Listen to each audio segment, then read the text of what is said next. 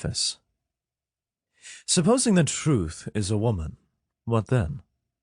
Is there not ground for suspecting that all philosophers, insofar as they have been dogmatists, have failed to understand women, that the terrible seriousness and clumsy importunity with which they have usually paid their addresses to truth have been unskilled and unseemly methods for winning a woman?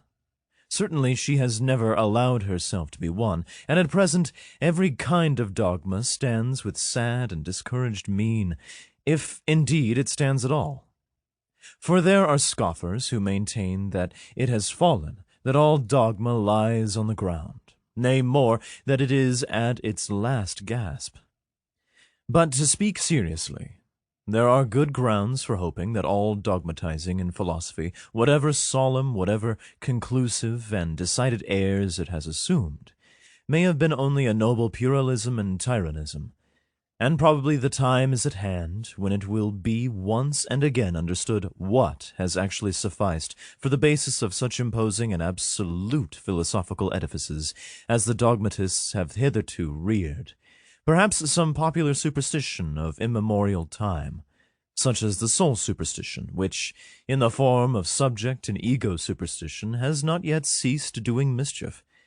Perhaps some play upon words, a deception on the part of grammar, or an audacious generalization of very restricted, very personal, very human, all too human facts.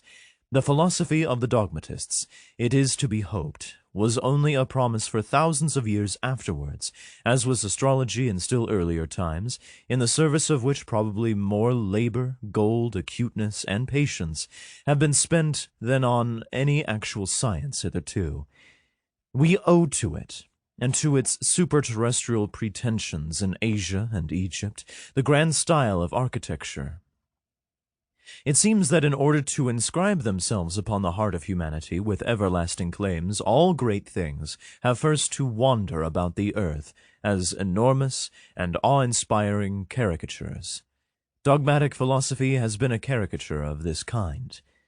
For instance, the Vedanta doctrine in Asia and Platoism in Europe. Let us not be ungrateful to it, although it must certainly be confessed that the worst and most tiresome, and the most dangerous of errors hitherto has been a dogmatist error, namely, Plato's invention of pure spirit and the good in itself. But now, when it has been surmounted, when Europe, rid of this nightmare, can again draw breath freely, and at least enjoy a healthier sleep, we, whose duty is wakefulness itself, are the heirs of all the strength which the struggle against this error has fostered. It amounted to the very inversion of truth, and the denial of the perspective, the fundamental condition of life, to speak of spirit and the good as Plato spoke of them. Indeed, one might ask, as a physician, how did such a malady attack the finest product of antiquity, Plato? Had the wicked Socrates really corrupted him? Was Socrates, after all, a corrupter of youths, and deserved his hemlock? But the struggle against Plato, or, to speak plainer, and for the people, the struggle against the ecclesiastical oppression of millenniums of Christianity, for Christianity is Platoism for the people, produced in Europe a magnificent tension of souls such as had not existed anywhere previously. With such a tensely strained bow, one can now aim at the furthest goals.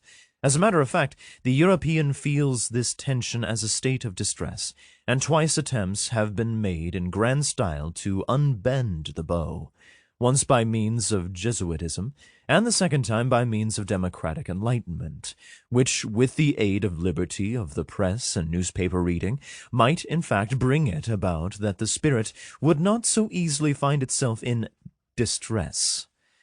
The Germans invented gunpowder, all credit to them, but they again made things square. They invented printing. But we, who are neither Jesuits nor Democrats, nor even sufficiently Germans, we good Europeans, and free, very free spirits, we have it still, all the distress of spirit and all the tension of its bow, and perhaps also the arrow, the duty, and who knows, the goal to aim at.